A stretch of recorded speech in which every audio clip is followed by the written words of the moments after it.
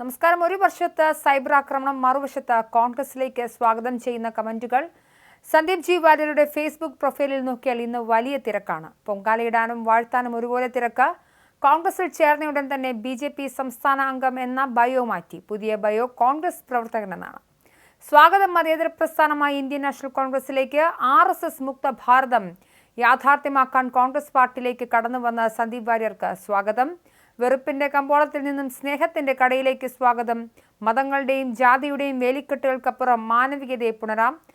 സുസ്വാഗതം. കോൺഗ്രസിലേക്കുള്ള സന്ദീപിന്റെ വരവിനെ അനുകൂലിക്കുന്ന കമന്റുകൾ ഇങ്ങനെയാണ് പോകുന്നത്. എന്നാൽ അതിലേറെ വിമർശനങ്ങൾ സന്ദീപ് ജി വാര്യർ ഏൽക്കുന്നുണ്ട്. കോൺഗ്രസിൽ ചേരാനുള്ള തീരുമാനം നിനക്ക് ആത്മഹത്യാപരമായിരിക്കുമെന്ന് വൈകാതെ മനസ്സിലാകും. സ്ഥാനമോഹങ്ങൾക്ക് വേണ്ടി നടക്കുന്നവനാണ് വാര്യർ എന്ന് മനസ്സിലാക്കാൻ പ്രസ്ഥാനത്തിനും ഞങ്ങൾക്കും കഴിഞ്ഞില്ല. ഞാൻ താങ്കളുടെ കടുത്ത ആരാധകനായിരുന്നു, പക്ഷേ ഇപ്പോൾ ചെയ്തത് കൊടും ചതിയാണ്. സന്ദീപ് ജി, പകൽ മുഴുവൻ വെള്ളം കോരി അന്തിക്ക് കുടമുടച്ചു. എല്ലാ ബഹുമാനവും പോയി. ഈ സമയത്ത് ഇങ്ങനെ കാട്ടിയ നിങ്ങൾ യൂദാസാണ്. താങ്കൾക്ക് രാഷ്ട്രീയം ഒരു പൊളിറ്റിക്കൽ കരിയർ മാത്രമാണെന്ന് വ്യക്തം. രാഷ്ട്രീയം പ്രാഥമികമായി രാഷ്ട്രത്തിൻ്റെ നന്മ ആഗ്രഹിക്കുന്നവരുടെ ആകണം. ഞാൻ താങ്കളുടെ കടുത്ത ഒരു ആരാധകനായിരുന്നു, പക്ഷേ നിങ്ങളിപ്പോൾ ചെയ്തത് കൊടും ചതിയാണെന്ന് പറയാതെ വയ്യ.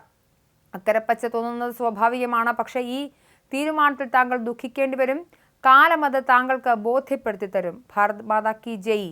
ഇങ്ങനെ നിരവധി കമന്റുകളും ട്രോളുകളുമാണ് വന്നുകൊണ്ടിരിക്കുന്നത്.